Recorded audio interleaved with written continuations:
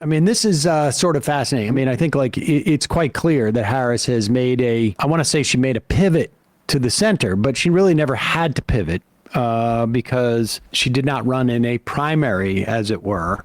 And this amid stories that Republicans are now telling reporters off the record secretly that they would be happy with a Trump loss, particularly if the Republicans could maintain the Senate.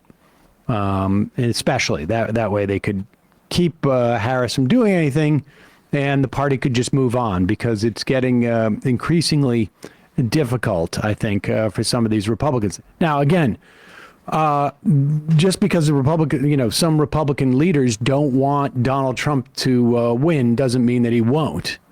And so I wouldn't get too hyped about that. But in the meantime, here is Fox and Friends. Is this Fox and Friends or no? This is just Fox in general. Fox and Friends first. There is a concerted effort at Fox to uncover Kamala Harris's accent.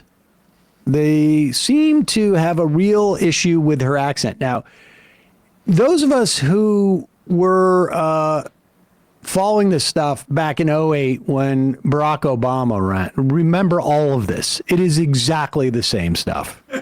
They went through how he would code switch, or how he was just a celebrity, or how it was all this, because they had no idea how to deal with Obama.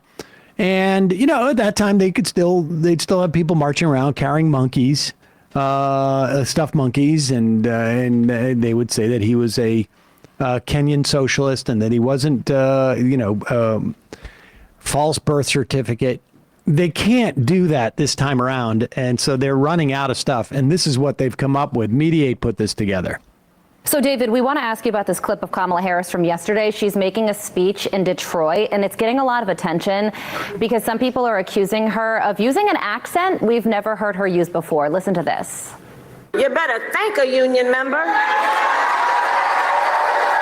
the 5-day work week.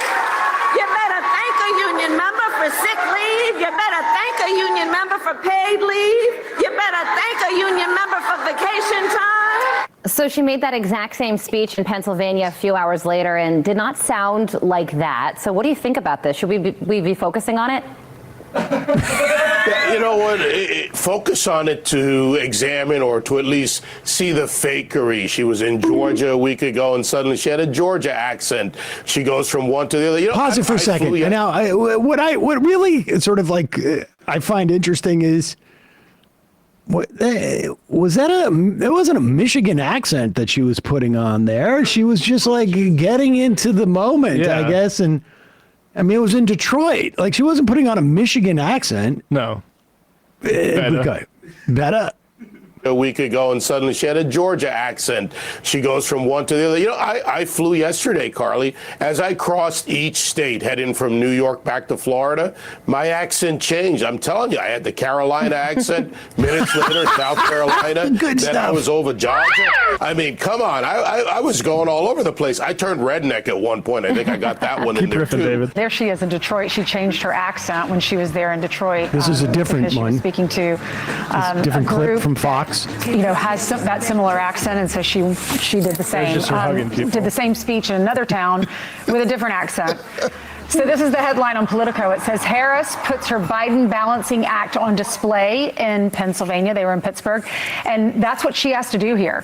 Try to walk a fine line of separating herself from Joe Biden, but yet being thankful that he endorsed her. President Kamala Harris. Yeah.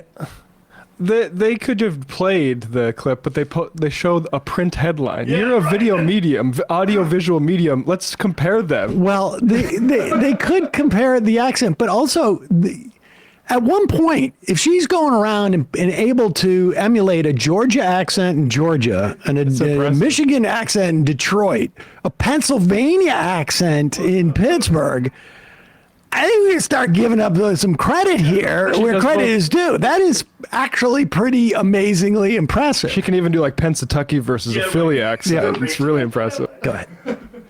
herself from Joe Biden, but yet being thankful that he endorsed her. President Kamala Harris was called out after her campaign event in Detroit Now, yesterday. pause it for a second. I just want you to know that if you were to meet Dana Perino in the flesh, she would also keep talking like this all the time. That is the way that she speaks when she is at the dinner table. Could you please pass the salt?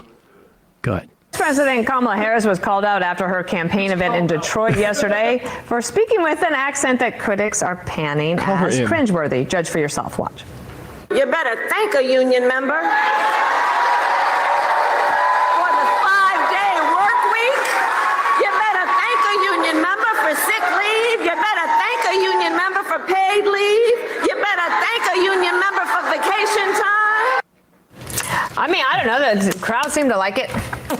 Yeah. This happens. You think of like Obama and Hillary Clinton was kind of. Who does?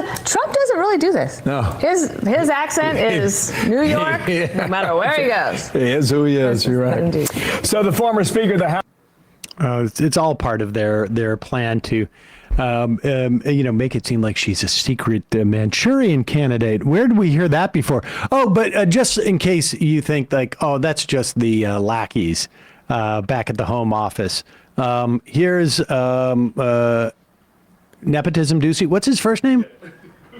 Peter Ducey. Actually raising this question because getting it deep into the policy. Do you remember they were complaining? You remember they were complaining like she's not answering any questions about policy? Yeah. Well, here they are on that policy beat, Fox News, Nepotism Ducey. Different topic. Since when does the vice president have what sounds like a Southern accent? I have no idea what you're talking about. Well, I mean, this is. she was talking about unions in Detroit using one tone of voice. Is this something that you Same think? line. Okay, Peter. That she used the same line in Pittsburgh, and it sounded like she at least had some kind of a Southern drawl. I mean, do you hear the question that you're, I mean, do you think Americans seriously think that this is an important question? They care, you know what they care about? They care about the economy. They care about lowering costs. They care about health care. That's what Americans care about. So that's what they want to hear. This is something. They care about, your colleague just asked me about what basically we talked about, went back and forth about democracy and freedom. That's what they care about. I'm not even going to entertain some question about the president. It's just hearing it sounds so ridiculous. Well, but hearing it is. The question I'm talking about, the questions is just insane. Is that how she talks in meetings? I'm just Peter. We're moving on. We're still moving around. Go ahead, Anita. Thanks. Pretty amazing. And the best part is they played that on Fox News. Like they thought it was some type of own. The thing is like people aren't familiar enough with Kamala to know she doesn't speak like that. Like I'm in this business and I don't know that it would definitely stick out to me. No. Maybe she's putting a little bit extra stake. I don't know if she does or doesn't. Exactly. Frankly, I've never heard her give any like sidewinder speeches in front of unions before. Exactly. I think it's more just a way to say like, look at the way she's speaking. She's speaking. Oh like yeah, a black exactly. woman. Yeah, she sounds like she might be black. Might be. Hey, folks, don't forget to hit the subscribe button and check out our daily show. We do it every day at 12 p.m. Eastern for about 2.5 hours. We even take phone calls. You should check that out.